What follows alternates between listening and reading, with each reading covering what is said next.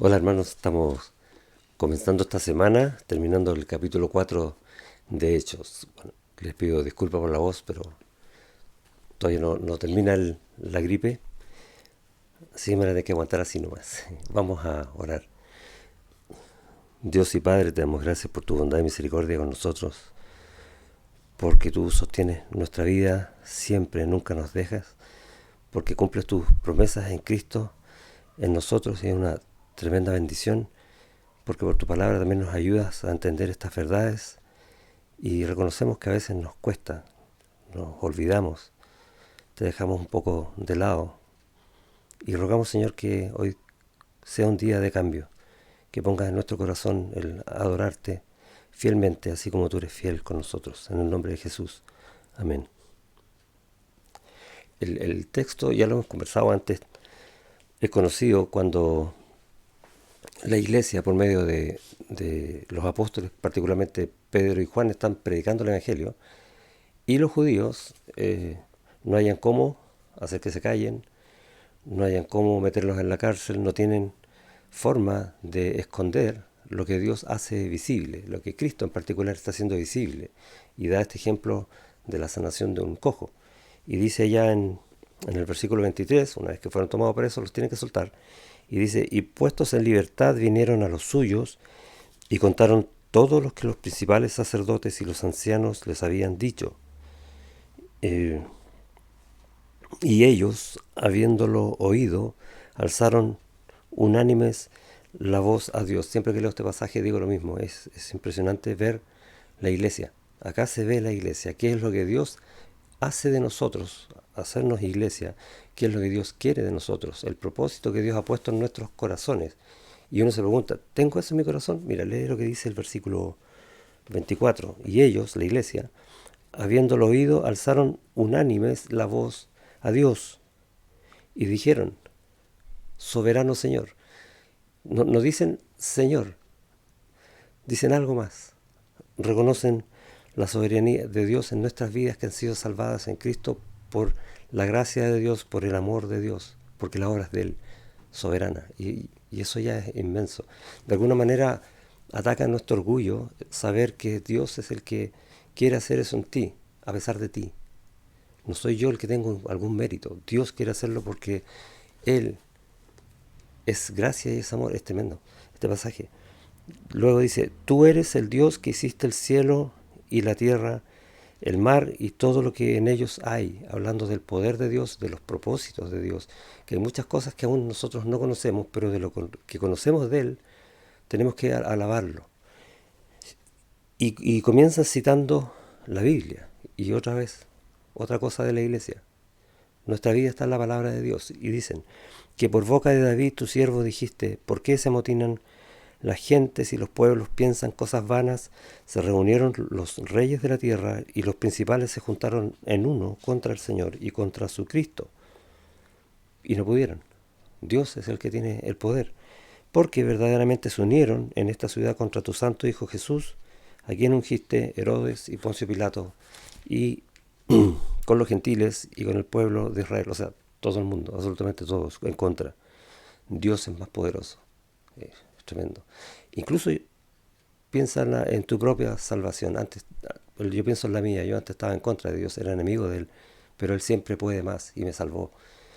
Todas estas cosas uno ve la gratitud del corazón ante la obra de Dios en su iglesia. Y con propósito, 28, para hacer cuanto tu mano y tu consejo habían antes determinado que sucediera.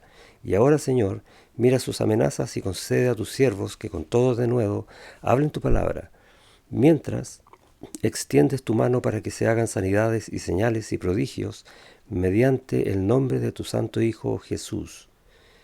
Cuando hubieron orado, el lugar en que estaban congregados tembló y todos fueron llenos del Espíritu Santo y hablaban con denuedo la palabra de Dios. Y sigue el texto contando algo más acerca de la vida de la iglesia en ese tiempo. Pero a mí me impresiona este pasaje, quizás más que cualquier otro, dentro del libro de los Hechos, que es el corazón de la iglesia. ¿Qué corazón tiene la iglesia? Porque Dios, por medio de su Espíritu y su palabra, ha puesto eso en nuestros corazones, así como lo puso en este entonces. Y ahora, Señor, concede a tus siervos, ¿qué cosa? Poder de Él, y lo tenemos en el Espíritu Santo. Y al final del versículo 30, mediante el nombre de tu Santo Hijo Jesús, y es la razón, es la forma en la cual nosotros oramos, por el nombre de Jesús, porque en Él está el poder, en Él están los propósitos, en Él está la fidelidad, en Él está todo, pero también en Él tenemos entrada al trono de la gracia. Y cuando empezamos a entender esas cosas, lo primero que se nos viene a la mente es, nuestra vida es de Él, y fuera de Él no tenemos nada que hacer, nada, solamente perder el tiempo, o andar por el camino equivocado. Elige cualquiera de dos si no eliges vivir en Cristo. Y, y es como una advertencia, pero es una advertencia hermosa, porque nuestra vida ya está en Cristo. Y eso es lo que tenemos que, de alguna manera, conscientemente, cada día, decidir rindiendo el día al Señor. Señor, guíame este día en tus manos según tus propósitos. Y en mi lectura diaria estaba viendo en el segundo libro de Crónicas algo súper interesante, que es lo que quiero compartir ahora respecto al texto en Hechos, que no se nos mezcle. Al final del capítulo 5, en el segundo libro de Crónicas, va a hablar acerca de los levitas que estaban consagrados, no necesariamente en un orden, pero en el versículo 13 dice, cuando sonaban pues las trompetas y cantaban todos a una para alabar y dar gracias a Jehová, y a medida que alzaban la voz con trompetas y címbalos y otros instrumentos de música, y alababan a Jehová, y nos imaginamos la iglesia también cantando, orando, invocando al Señor, poniendo su corazón en el cielo, diciendo, porque Él es bueno, porque su misericordia es para siempre.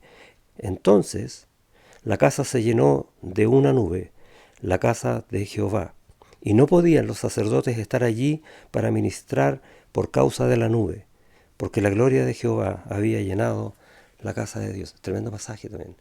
Y en el fondo lo que yo veo es esto, volviendo al capítulo 4 de Hechos, que mientras no pongamos nuestro corazón con ese fervor en el Señor, declarando quién es Él, cantando con trompetas, como quieras verlo, entonces no vamos a tener respuesta del Señor.